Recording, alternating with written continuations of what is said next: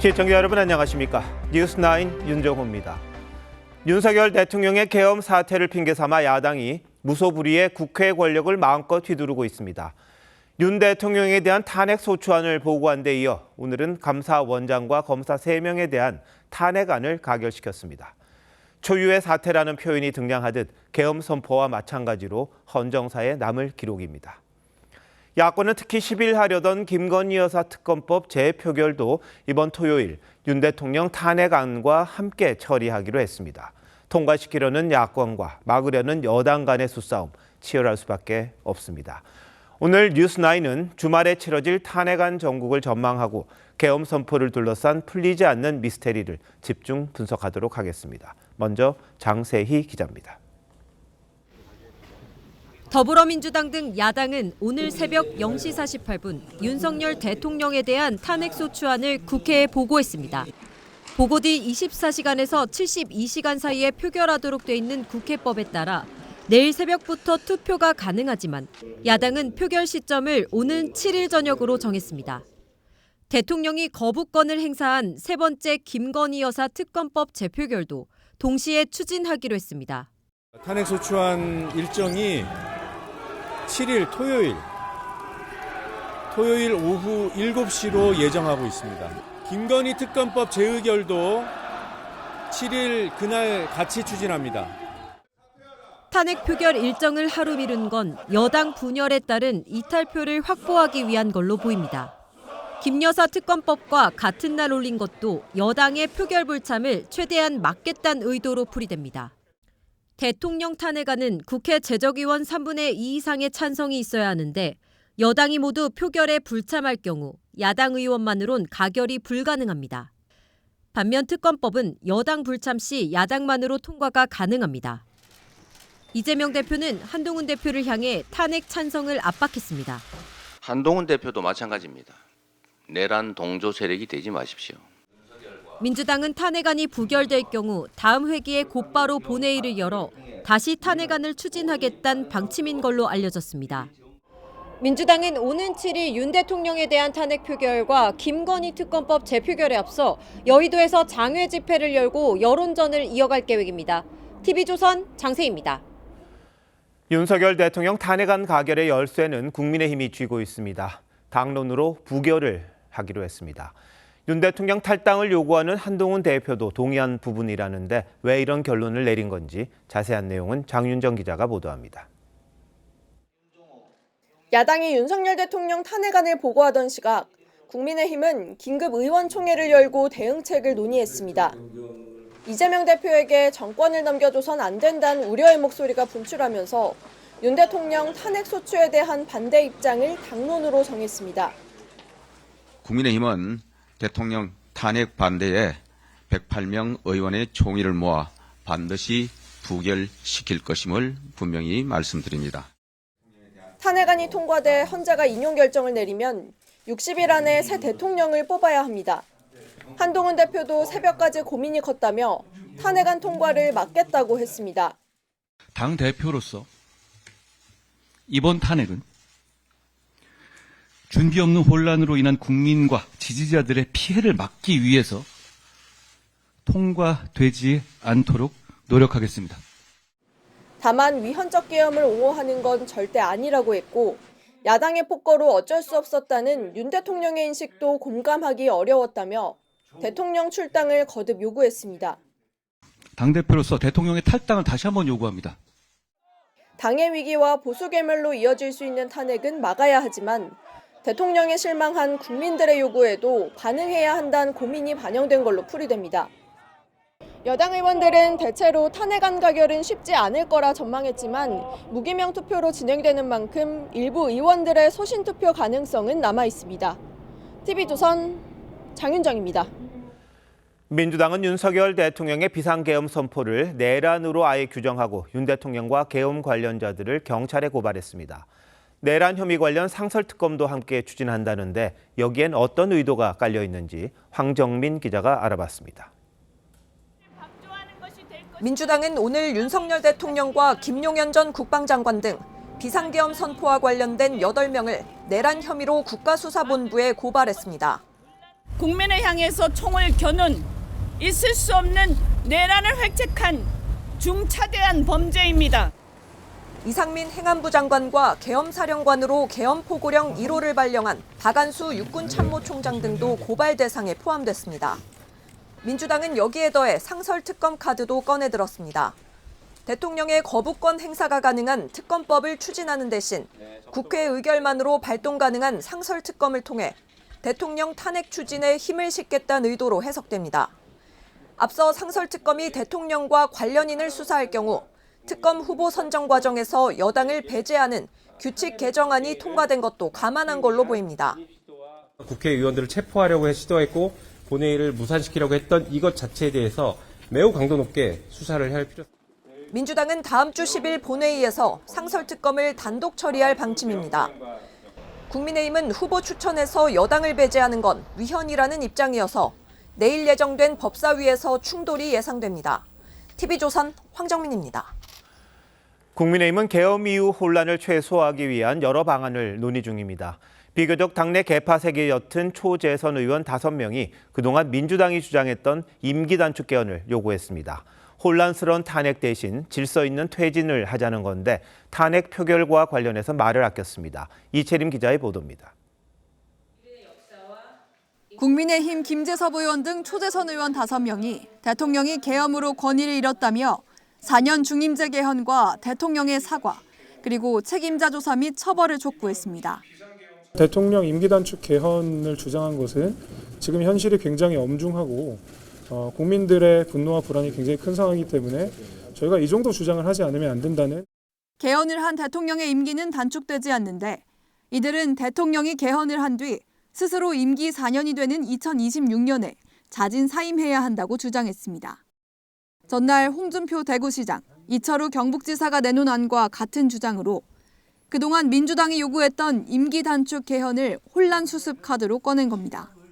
한 친한계 의원은 탄핵 주장을 반복하는 야당에 끌려다닐 수만은 없다며 명분 있고 개혁 의지를 보일 수 있는 개헌이 해결책이 될 수 있다고 했습니다.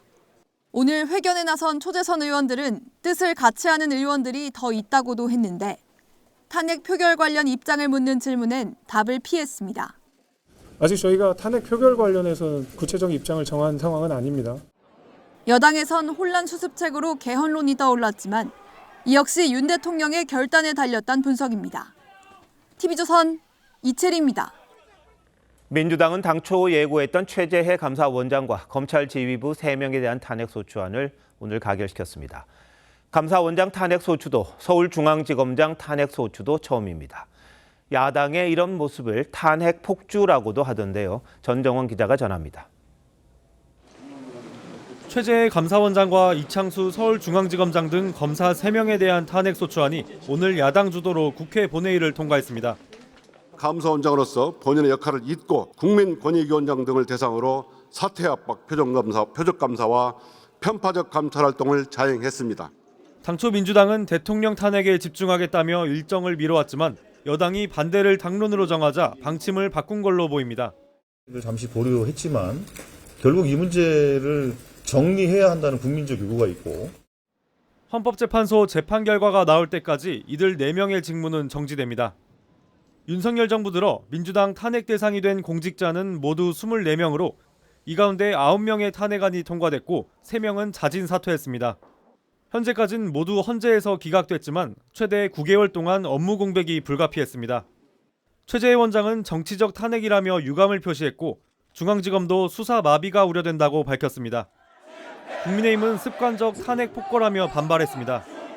분풀이 탄핵, 무고 탄핵을 남발하는 민주당이야말로 탄핵해야 할 대상인 것입니다.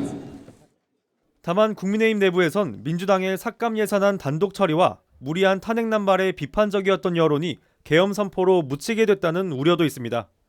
TV조선 전정원입니다. 야당이 탄핵소추안을 가결시켜 이창수 서울중앙지검장과 일부 지휘부는 오늘부터 직무를 수행할 수 없습니다. 각종 중요 범죄를 수사하는 검찰 기능이 원활하지 않을 가능성이 큰데 탄핵 명분이 옳은지에 대해서는 말들이 많습니다. 특히 이재명 대표의 공소 유지를 방해하려는 방탄 아니냐는 지적입니다. 윤재민 기자가 보도합니다. 검사 이창수 탄핵소추안은 총 투표수 192표 중 가 185표, 부 3표, 무효 4표로서 가결되었음을 선포합니다. 탄핵소추안 가결로 이창수 중앙지검장, 조상원 4차장, 최재훈 반부패 2부장은 직무가 정지됐습니다. 이에 따라 전국 최대 검찰청인 서울중앙지검은 대거 대행체제로 전환했습니다. 중앙지검은 탄핵소추안 가결 직후 아무리 살펴봐도 사건 처리에 대한 불복일 뿐 탄핵 사유로 보기 어렵다며 탄핵소추권 남용으로 민생사건에 차질이 우려된다고 했습니다. 이창수 지검장은 성남지청장 재직 당시 이재명 대표를 선거법 위반 혐의로 기소했고 현재도 공소 유지에 관여하고 있습니다. 반부패 2부는 민주당 전당대회 돈봉투 사건을 수사하고 있습니다. 법조계에선 이재명 대표 방탄용 탄핵이란 비판의 목소리도 있습니다. 공소 유지하고 있는 검사들한테 무언의 압력 같은 것도 또 있는 거 아니겠어요? 본인이 지금 가지고 있는 여러 가지 사법 리스크를 떨쳐낼 수 있다. 이 지검장은 직무정지 직후 간부들에게 헌재의 탄핵의 부당함을 잘 설명하고 신속히 돌아오겠다고 말한 것으로 전해졌습니다. TV조선 윤재민입니다. 이번 토요일이죠. 저녁 7시에 상정되는 윤석열 대통령 탄핵소추안. 그 결과가 어떻게 나오든 또 한번 우리 정치권에 충격파를 가져올 수밖에 없을 겁니다. 표결까지 이틀이 남았는데 여야 간 수싸움 아주 치열합니다. 정치부 이태희 기자와 함께 양측의 전략, 표결 전망까지 알아보도록 하겠습니다. 자, 이 기자, 이 대통령에 대한 세 번째 탄핵안이잖아요. 가결될 가능성 어떻게 전망합니까? 이 여당에서 8명의 이탈표만 나오면 가결이 됩니다. 이 8명, 많다면 많고 적다면 적은 숫자인데 탄핵 반대를 당론으로 정한 국민의힘으로선 이 8표의 이탈을 막을 수 있느냐가 가장 큰 숙제일 겁니다. 무기명 투표라 관리에 어려움이 있는 만큼 이 본회의 표결 때 다 같이 불참하는 방안이 검토됐는데 변수가 생겼습니다.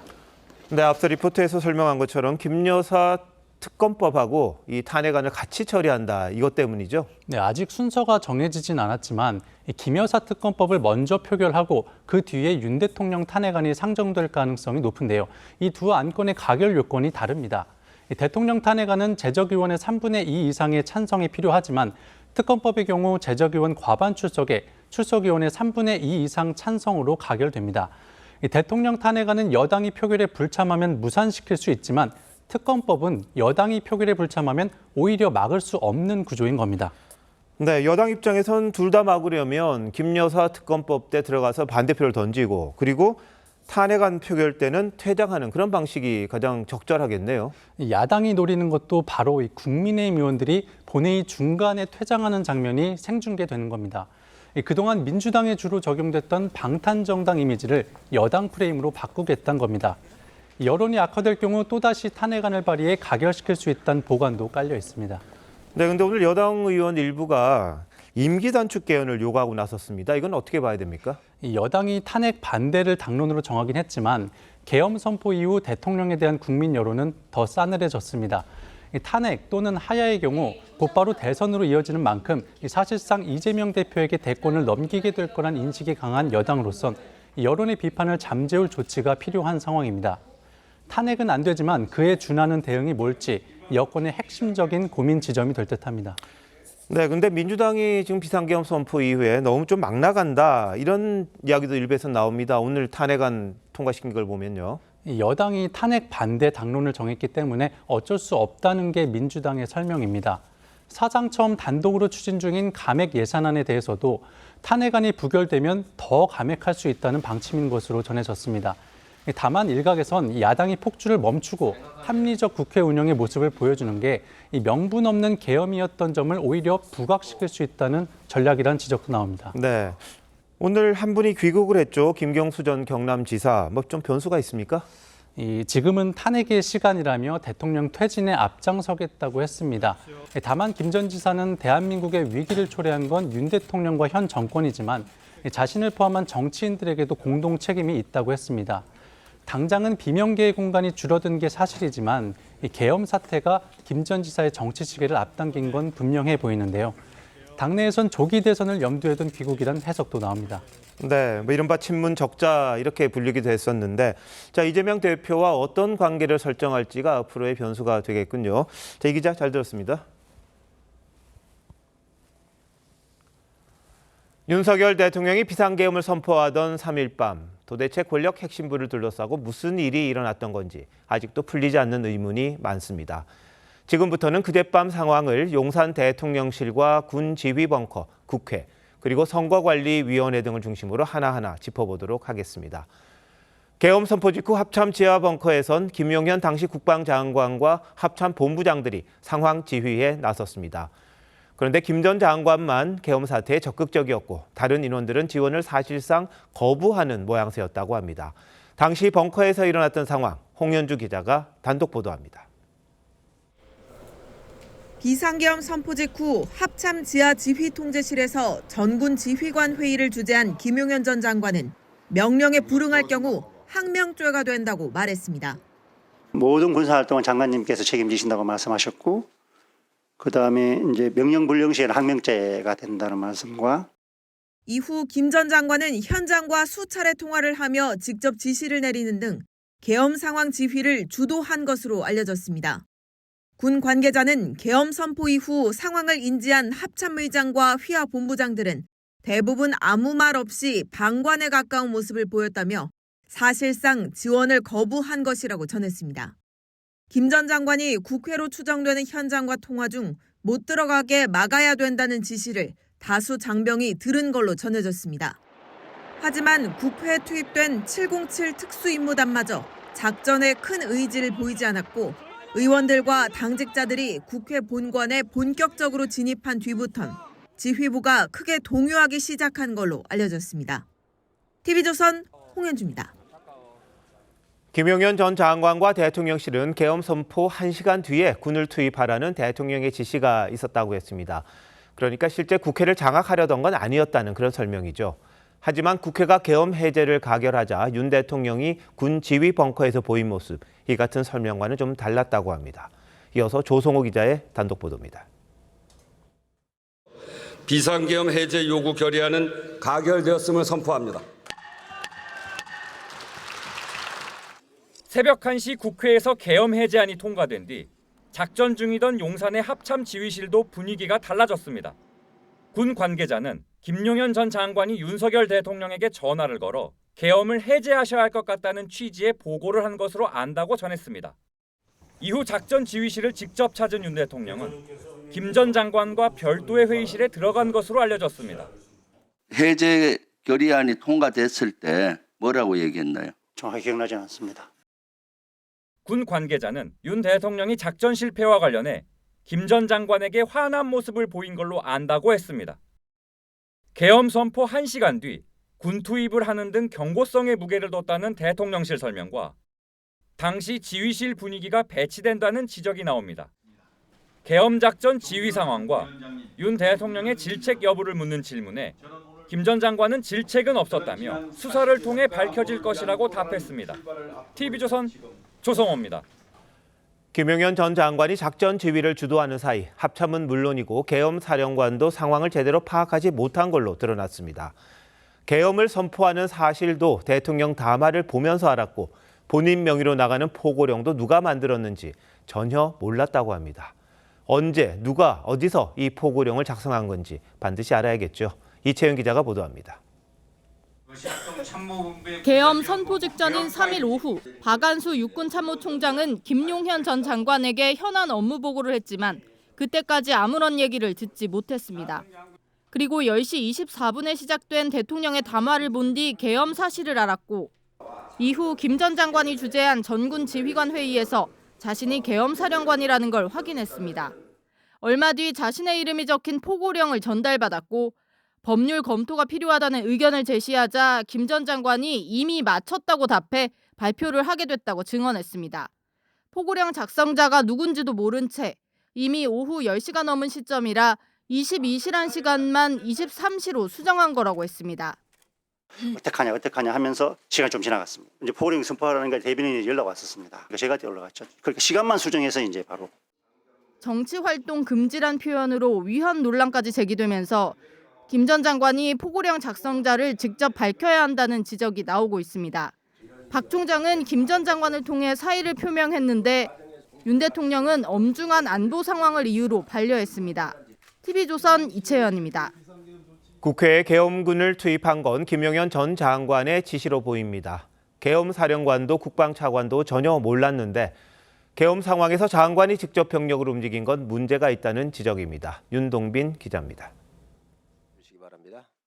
계엄 사령관이었던 박안수 육군참모총장은 계엄군 투입 사실조차 몰랐다고 했고 김선호 국방차관은 군 병력이 김용현 전 장관의 지시로 움직였다고 증언했습니다. 병력에 대한 투입 지시는 장관께서 하셨습니다. 김 전 장관이 합참 지하 벙커에 머무르며 병력에 대한 지시를 직접 한 건 심각한 절차적 문제란 지적이 나옵니다. 국방부 장관은 합참 의장과 계엄 시 계엄 사령관을 지휘할 권한을 갖지만 이들을 건너뛰고 예하부대에 세부 작전 지시를 내리는 건 문제의 소지가 있다는 겁니다. 방첩사, 수방사, 특전사가 사령관님의 명령 없이 사령관님의 임명하기 전에 움직였다면 직권남용이죠. 일선 부대로 명령이 하달되는 과정에서도 계엄 상황이 제대로 전파되지 않아 국회에 투입된 대원들이 당황한 것으로 알려졌는데 김 전 장관은 계엄 사령관 임명이 늦어지면서 지휘할 여건이 되지 않아 자신이 지휘 통제한 것이란 입장입니다. 국회 국방위에서 김 전 장관의 직권남용을 비판하던 민주당 박범계 의원은 예하 지휘관들을 조무래기라고 표현해 논란이 일었습니다. 그것이 직권남용이에요. 근데 본 의원은 이 조무래기들의 직권남용을 수사하는 게 아닙니다. 김선호 차관은 사태를 막지 못한 책임을 통감하며 그에 따른 책임을 지겠다고 했습니다. TV조선 윤동빈입니다. 김용현 전 국방장관은 오늘 아침 면직이 됐습니다. 그래서 국회 국방위에는 출석하지 않았습니다. 출석을 피하려는 꼼수가 아니냐는 지적이 나왔는데 김 전 장관은 여전히 계엄 선포의 정당성을 주장하고 있습니다. 민주당이 해외 도피 의혹도 제기했습니다. 하지만 김 전 장관은 전혀 계획이 없다고 부인했습니다. 자세한 내용 정민진 기자가 전합니다. 국회 행안위 현안 질의에서 민주당 의원들은 김용현 전 국방부 장관의 해외 도피 가능성을 제기하며 출국 금지를 요청했습니다. 출국 금지 금방 할 수가 있습니다. 지금이라도 당장 신부장에게 전화하세요.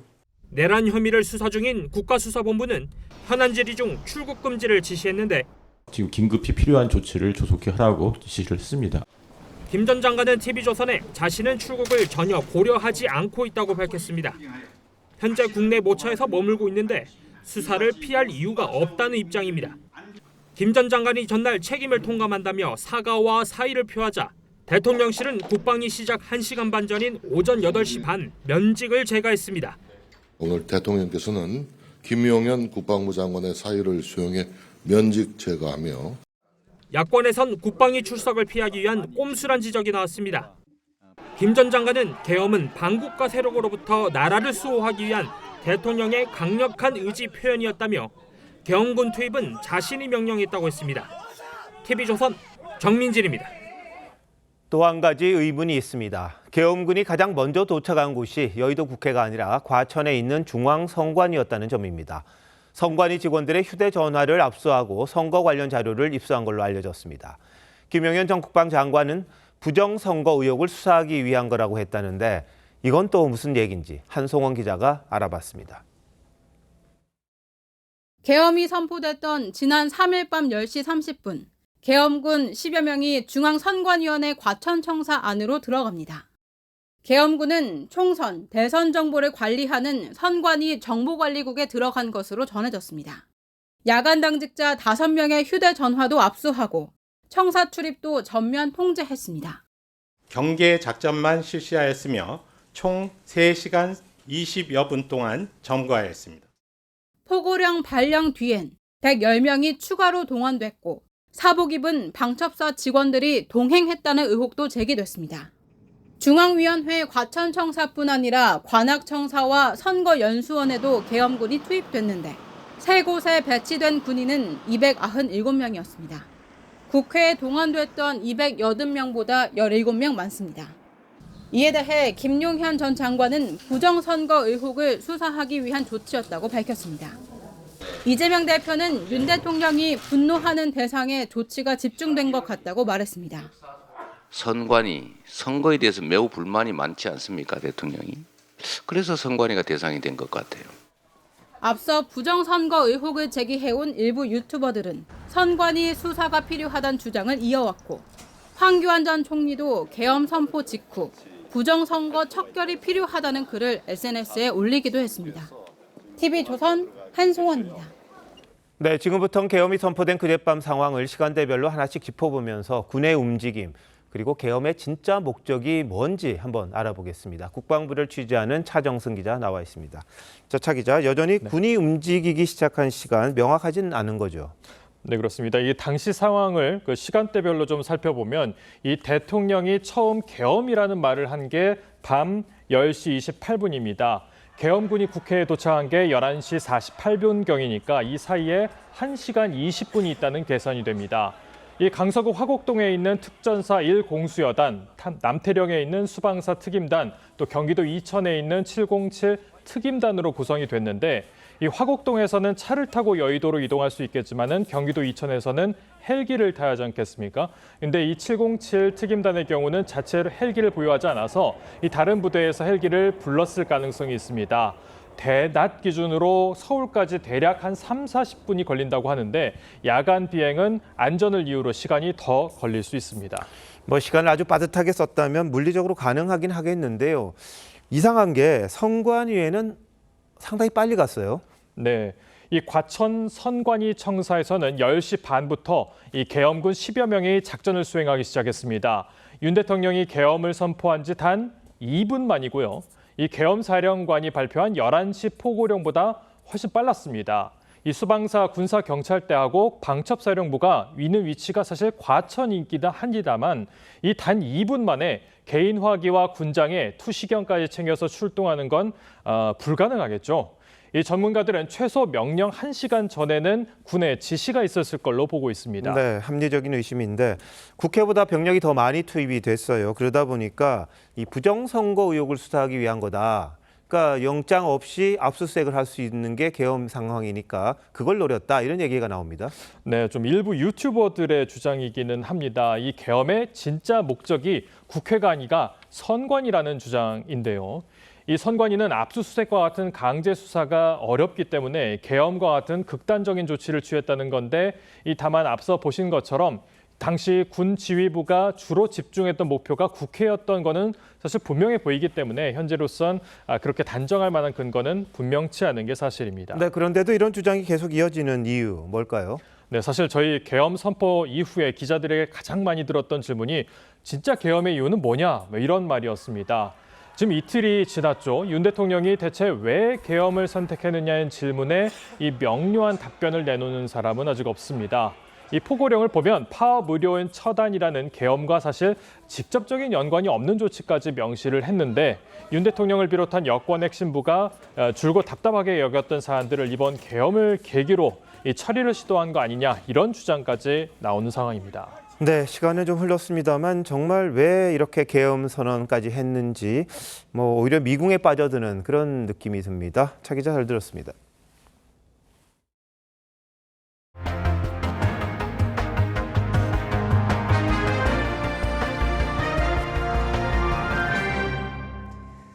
국회 행정안전위원회도 계엄 사태와 관련해 긴급 현안 질의를 진행했습니다. 이상민 장관 등 참석자들은 출석에 앞서 국회 소지품 검사를 받았는데 이를 두고 시작부터 고성이 오갔습니다. 야당은 미치광이 집단이란 표현까지 써가며 내란죄라고 공세를 폈고 여당은 내란이라고 규정 짓지 말라며 집단 퇴장했습니다. 조유진 기자입니다. 국회는 상임위에 출석하는 이상민 행안부 장관과 경찰 수뇌부를 상대로 금속 탐지기와 소지품 검사를 했습니다. 주문에 있는 거 다 꺼내셨습니까? 이거 단추 좀 풀어주세요. 이를 두고 시작부터 고성이 오갔습니다. 현저한 그 범죄 행위나 이런 위의 요소가 의심이 될 때 하도록 되어 있는 것이지. 행안부 장관과 경찰청장은 내란죄에 동조한 범죄 혐의자입니다. 야당 의원들은 계엄 선포를 12.3 내란 사태로 규정하고 거친 언사로 비판했습니다. 대한민국 민주주의 역사가 한 미치광이 집단에 의해서 송두리째 부정당하고, 그래서 앞으로는 윤석열에 대해서 내란죄 수괴자로 이렇게 표현을 좀 하겠습니다. 국민의힘은 야당이 내란죄를 기정사실로 규정하고 있다며 항의하다 1시간여 만에 회의장을 떠났습니다. 이거 정권 아닙니까? 거기에 동의하신 거 아니에요? 말을 함부로 하세요. 행안위는 야당 단독으로 김용현 전 장관, 이상민 장관 등 7명에 대한 내란 범죄 혐의자 신속체포 요구 결의안을 채택하고 본회의에 상정하기로 했습니다. TV조선 조유진입니다. 국회에 나온 조지호 경찰청장은 국회 봉쇄는 박안수 계엄사령관의 지시였다고 밝혔습니다. 선관위에는 충암파인 여인형 방첩사령관의 연락을 받고 경찰을 배치했다고 했습니다. 신유만 기자입니다. 계엄 선포 직후인 그제 밤 10시 46분쯤 경찰관들이 국회 출입문을 통제하기 시작합니다.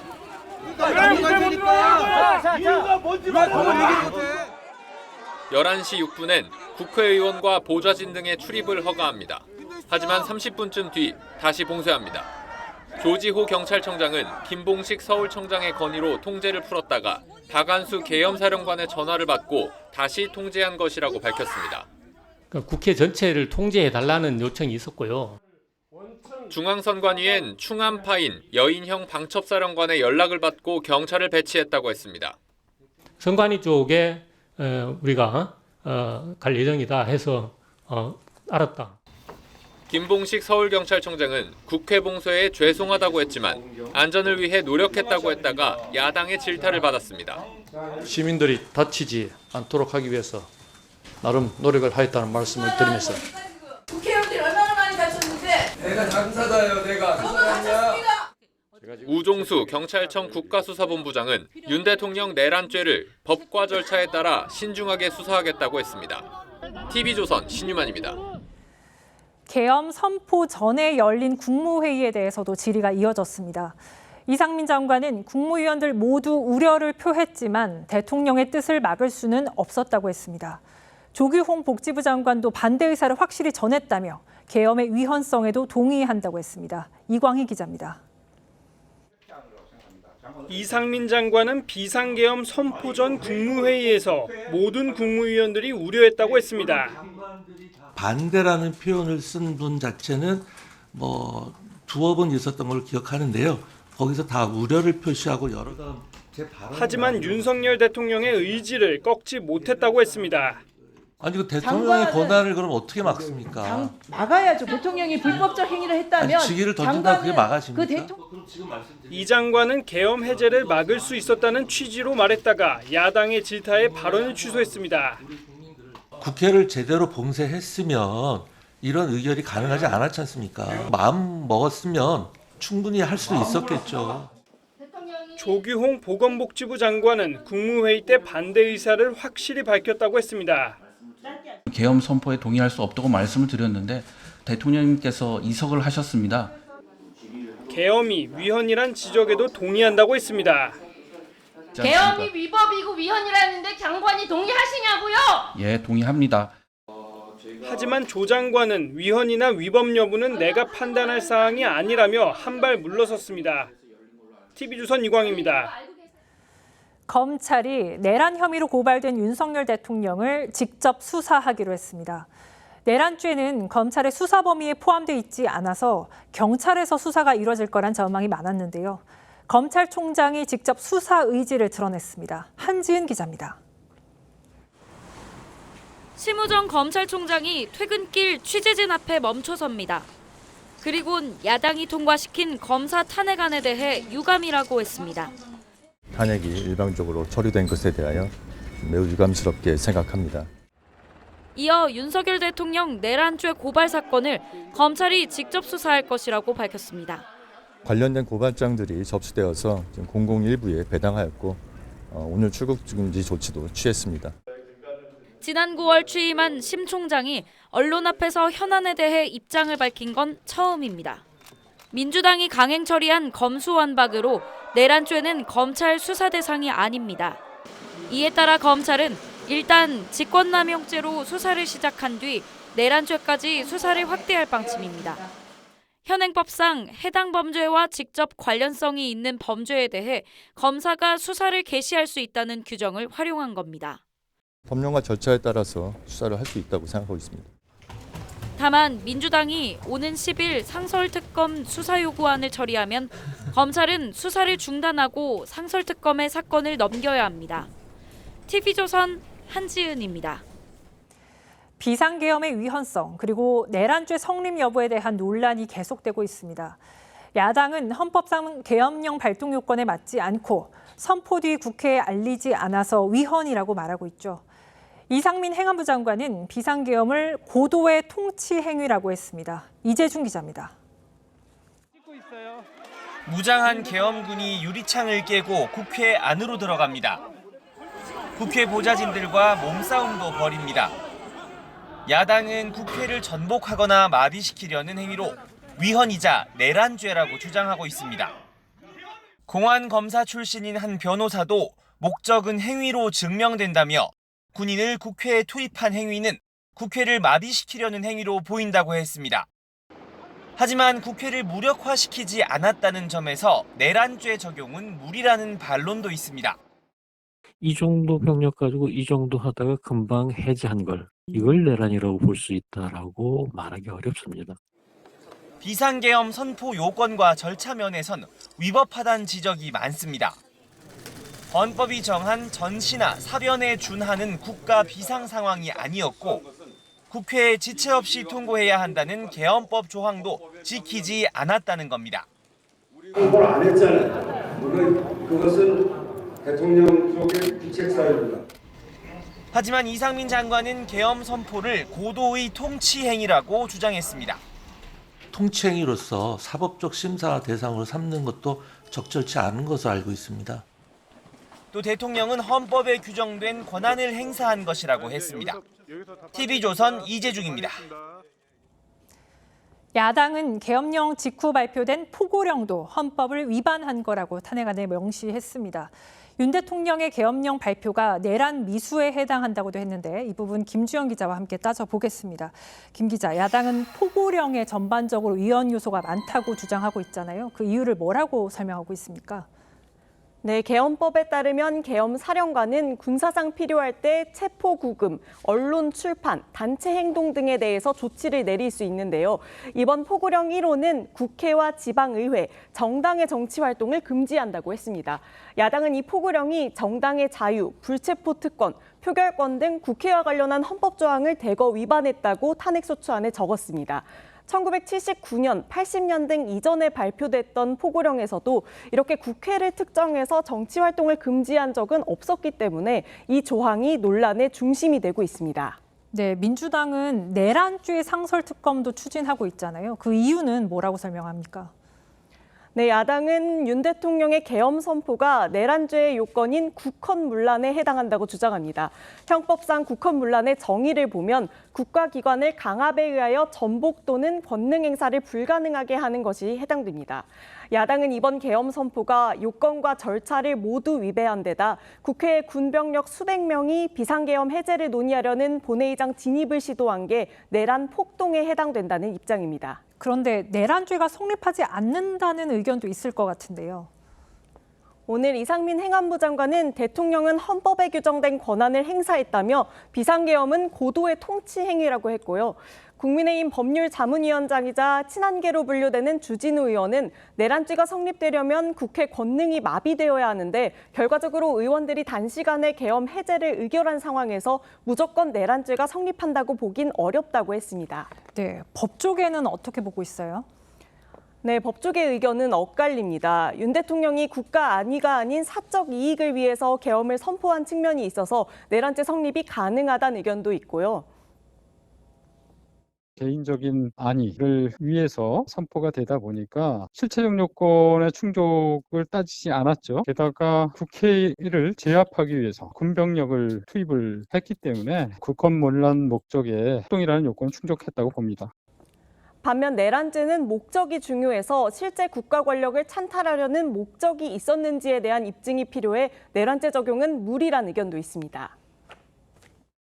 비상계엄권은 남용했느냐 아니냐의 문제지. 내란은 비정상적인 힘을 가지고 정상적인 것을 뒤엎는 목적범인 거거든요. 네, 수사기관이 내란 혐의에 대해 수사에 들어갔는데 어떤 결론이 날지 지켜봐야 되겠습니다. 김 기자 잘 들었습니다.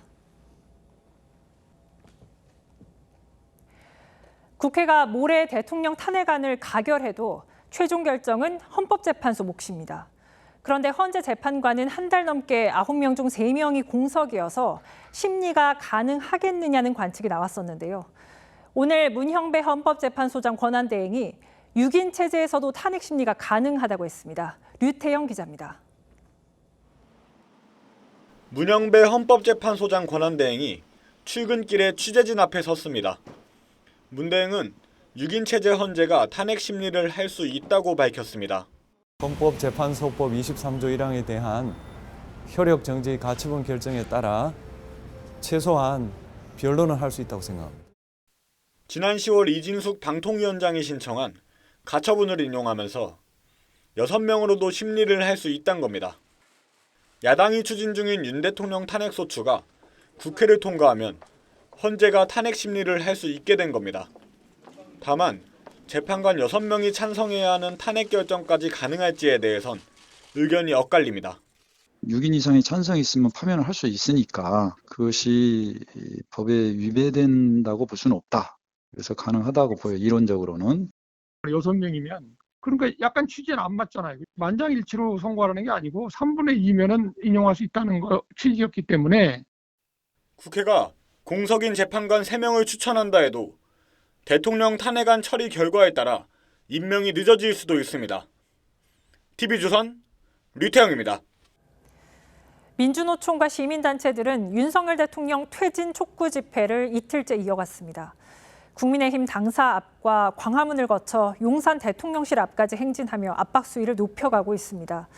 대학가에서도 대자보 게시와 시국 선언이 잇따르고 있습니다. 김예나 기자입니다.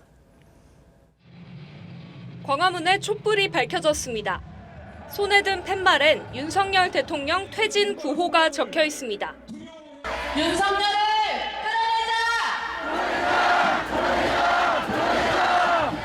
민주노총과 시민단체들은 이틀째 광화문에서 촛불 문화제를 열고 용산 대통령실을 향해 행진을 이어갔습니다. 민주노총은 앞서 오전엔 국민의힘 여의도 당사 앞에서 기자회견을 했습니다. 몰락하는 윤석열과 함께 침몰할 것인지 국민의 명령을 듣고 헌법의 테두리 안에서 정당 활동을 이어갈 것인지 대학가에서는 계엄 사태를 비판하는 대자보가 곳곳에 내걸렸습니다. 동문으로서 부끄러움을 좀 먼저 느꼈던 것 같아요. 대학생들이 좀 더 모여서 이제 좀 의견을 표출을 해야 된다고 생각하고 대통령 퇴진을 촉구하는 시국 선언도 이어지고 있습니다. 각종 비리와 국정농단에 관한 폭로가 쏟아지고 있지만 대통령은 이에 대해서 잘못이 없다는 입장만 내놓을 뿐입니다. 이런 가운데 서울 대한문 앞에선 탄핵 반대 집회도 열렸습니다. TV조선 김예나입니다. 미국 정부가 윤석열 대통령의 계엄 선포는 심각한 오판이었다며 혹독한 평가를 내놨습니다. 미국의 주요 언론들은 더 강하게 비판하고 있습니다. 워싱턴에서 이태형 특파원이 자세히 전해드립니다. 미국 정부의 반응은 가혹했습니다.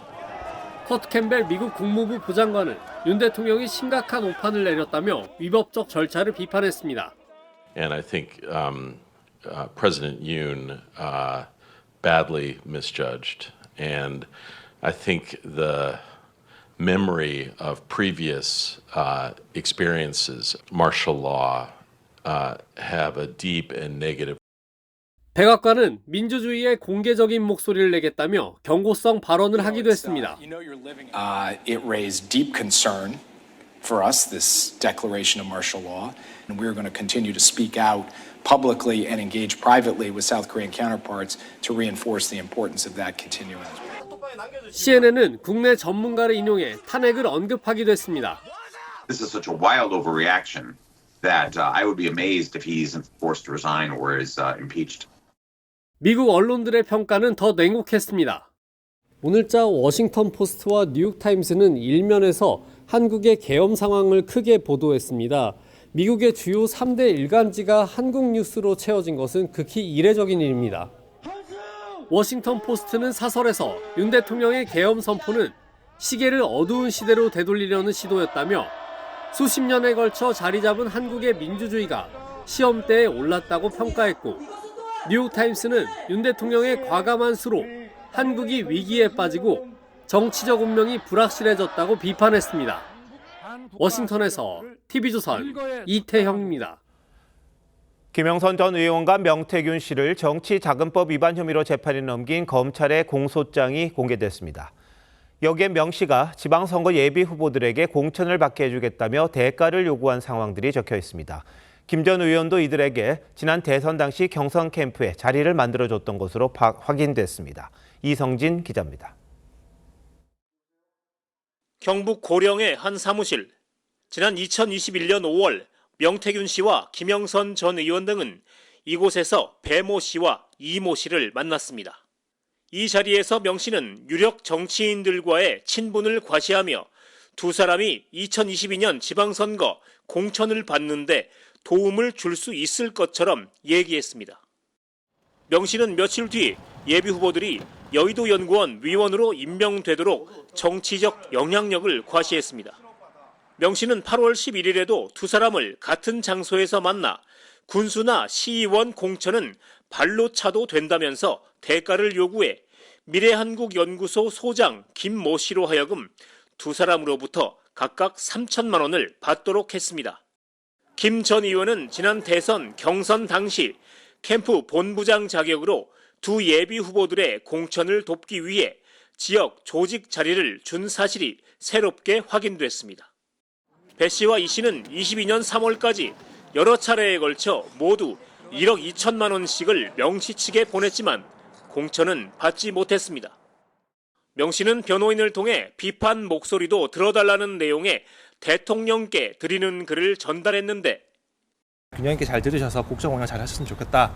이런 취지로 자신을 대역 죄인이라고 칭했습니다. 명 씨는 건강상의 이유 등으로 법원에 보석을 청구했습니다. TV조선 이성진입니다. 오늘부터 코레일 철도노조가 무기한 파업에 돌입한 가운데 저녁 퇴근길 경의중앙선 열차가 선로에 멈춰서는 사고가 발생했습니다. 열차 안에 갇힌 일부 승객들이 호흡 곤란을 호소하기도 했다는데 자세한 내용 취재기자 연결해 알아보도록 하겠습니다. 윤소영 기자, 열차가 어디서 멈춘 겁니까?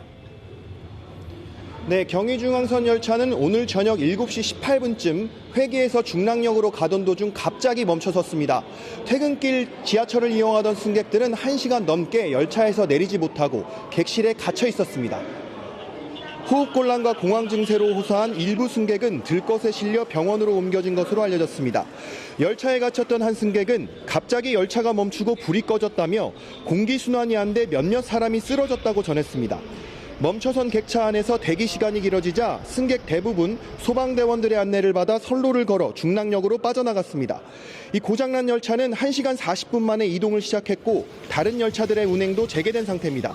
코레일 측은 열차에 갇혀있던 승객이 출입문을 2무로 개방해 철로를 걸어가면서 열차 출발이 더 늦어졌다고 설명했습니다. 이번 사고로 인해 운행에 차질을 빚은 다른 열차들의 지연 피해 규모는 아직 파악 중인 상태입니다. 코레일은 차량을 차고지로 이동시켜 고장 원인을 조사할 예정입니다. 중랑역에서 TV조선 윤수영입니다. 서울 지하철 1에서 8호선을 운영하는 서울교통공사 노조도 막판 협상 중입니다. 만약 사측과 합의가 안 되면 내일부터 파업에 들어갑니다. 출근 대란 우려되는데요. 현장에 나가 있는 취재기자 연결합니다. 노도일 기자, 협상이 계속되고 있습니까? 네, 이곳 서울교통공사 인재개발원에서 공사 측은 3개 노조와 협상을 이어가고 있는데요. 현재는 정회한 상태로 잠시 뒤 밤 10시부터 협상을 이어갈 예정입니다. 협상 쟁점은 임금 인상률인데요. 1노조와 3노조는 각각 6.6%와 7.1% 인상을 요구하고 있지만 사측은 정부 지침에 따라 전체 인건비의 2.5% 초과 인상은 어렵다는 입장입니다. 또 노조는 2026년까지 2천여 명을 감축하는 구조조정과 1인 승무제 도입 철회도 요구하고 있습니다. 노사 양측은 2차 협상까지도 의견차를 좁히지 못해 밤 늦게까지 팽팽한 줄다리기가 이어질 것으로 보입니다. 만일 교섭이 결렬되면 전체 근로자의 70%가 넘는 13노조가 내일 첫 차부터 파업에 돌입합니다. 서울시는 비상소송 대책을 마련해 출퇴근 시민 불편을 최소화한다는 계획입니다. 네, 철도 노조가 파업을 시작하면서 오늘 아침부터 혼란이 좀 있었죠. 네, 철도 노조는 서울역 등 주요 역사에서 총파업 출정식을 열고 오늘부터 총파업에 돌입했습니다. 이 때문에 예정됐던 열차 운행이 200회 이상 취소되고 코레일이 운영하는 일부 지하철도 지연되면서 아침부터 지각하는 시민들이 속출했습니다. 늦을까 봐 일찍 나왔는데 그래도 늦을 것 같네요. 한 20분 지각할 것 같아요. 일부 승객은 예매 열차 운행이 파업으로 취소되는 걸 뒤늦게 알고 난감함을 감추지 못했습니다. 가까운 거리도 아니고 전라도는 적어서 3시간, 4시간 가야 되는데 어떻게 된 거예요? 이렇게 파업하는 거. 그러니까 이게 몇 시간, 아직도 몇 시간 기다려야 돼요. 코레일은 대체 인력 4,500명을 투입해 평시 인력의 60% 수준을 유지하겠다는 방침입니다. 서울교통공사에서 TV조선 노도일입니다. 뉴욕 맨해튼 한복판에서 미국 최대 건강보험회사 대표가 괴한에 총을 맞고 숨졌습니다. 연말에 관광객들로 붐비는 곳에서 벌어졌는데 현지 경찰이 공개 수배에 나섰습니다. 신은서 기자입니다. 인도를 걷는 남성을 괴한이 뒤따르더니 총을 겨눕니다. 다른 사람이 옆에 있는데도 총격을 가하고 길 건너편으로 도주합니다. 현지 시간 4일 오전 6시 50분쯤 뉴욕 맨해튼 중심가에서 미국 최대 건강보험사 대표 브라이언 톰슨이 총에 맞고 숨졌습니다. I hear 3 shots. Yeah, and then when I looked, there's a man down. 톰슨은 투자자 회의에 참석하기 위해 발길을 옮기던 중이었습니다. 미리 도착해 있던 괴한은 소음기를 단 권총을 여러 발 발사했습니다. 범행 전 인근 스타벅스에 들렸고 총격 후에는 전기 자전거를 타고 센트럴파크까지 이동한 것으로 파악됐습니다. Many people passed the suspect, but he appeared to wait for his intended target.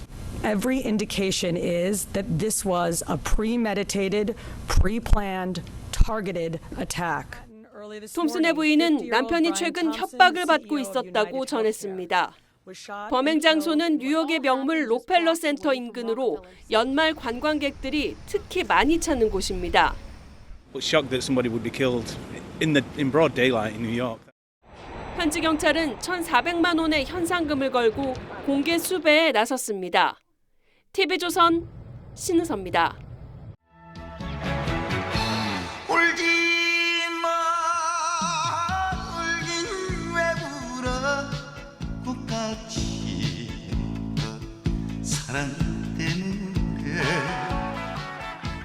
나훈아가 1992년 총선 출마를 제안한 여당 핵심 인사에게 되물었습니다. 울긴 왜 울어를 세상에서 누가 제일 잘 부릅니까? 마이클 잭슨이 더 잘 부릅니까? 그러면서 거절했습니다. 정말로 국가와 민족을 위한다면 나는 노래를 불러야 합니다. 노태우 정부 문화훈장을 사양한 이유도 이랬습니다. 가수는 영혼이 자유로워야 하는데 훈장까지 달면 그 무게를 어떻게 견딥니까? 농사짓는 밤나무 검사 송종희 전 법제처장이 검찰을 떠나며 말했습니다. 모든 일은 이미 분수가 정해져 있는데 부질없이 바삐들 움직인다. 사람은 자신의 그릇을 알아야 한다는 얘기입니다. 고려때 문장가 이규보가 혀를 찼지요. 제 항아리 작은 줄은 모르고 끝없이 술 채울 욕심을 낸다. 윤석열 대통령은 여전히 귀 기울이기보다 자기 말을 하는 쪽인 듯합니다. 어제 한덕수 총리와 한동훈 대표를 비롯한 여당 중진들과 가진 회동도 그랬다고 합니다. 대통령은 나는 잘못한 게 없다며 수습책을 거부한 걸로 전해졌습니다. 국방장관도 해임 대신 사임 형태로 정리하겠다는 뜻을 밝혔다고 합니다. 오늘 그렇게 처리했습니다. 대통령은 이른바 경고성 계엄론도 주장한 걸로 알려졌습니다. 회동 후 한 대표도 말했듯 계엄은 결코 경고 수단이 될 수 없습니다. 간접으로나마 처음 나온 대통령의 입장, 견고한 벽 같습니다. 대통령은 이를 수습하기는커녕 번번이 감정적, 충동적인 버럭 화내기로 악화시키곤 했습니다. 그 파국적 분출이 시대착오와 자기 파괴의 계엄일 겁니다. 격앙된 감정은 계엄 담화에도 넘쳐났습니다. 범죄자 집단의 소굴, 폐악질을 일삼은 망국의 원흉. 포고문에는 처단한다는 표현이 2번이나 등장합니다. 국민을 처치하고 처분할 대상으로 겨눈 겁니다. 밴댕이의 본고장 강화도의 시인이 친구들을 밴댕이에게 인사시킵니다. 바다할 만한 속으로도 바다를 이해하고 사셨으니 이분이 우리 선생님이셔. 대통령이 다시 국민 앞에 설 때 무슨 말을 할지 걱정스럽습니다. 두렵습니다. 12월 5일 앵커 칼럼 오늘 예전엔 미처 몰랐어요 였습니다.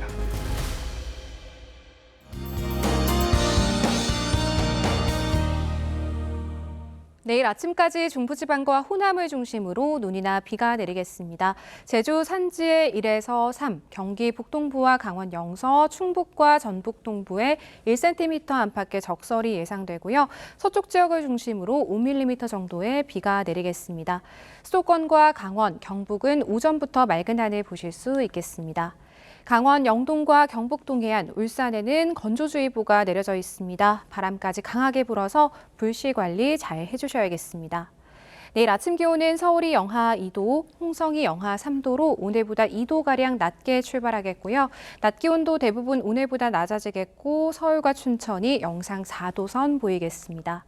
내일 밤부터는 북서쪽에서 찬 공기가 다시 남하하겠습니다. 주말에는 더 추워지겠고요. 충남과 호남, 제주에 눈과 비 소식이 있습니다. 날씨였습니다. 12월 5일 목요일 뉴스나인 마칩니다. 시청해주신 여러분 고맙습니다.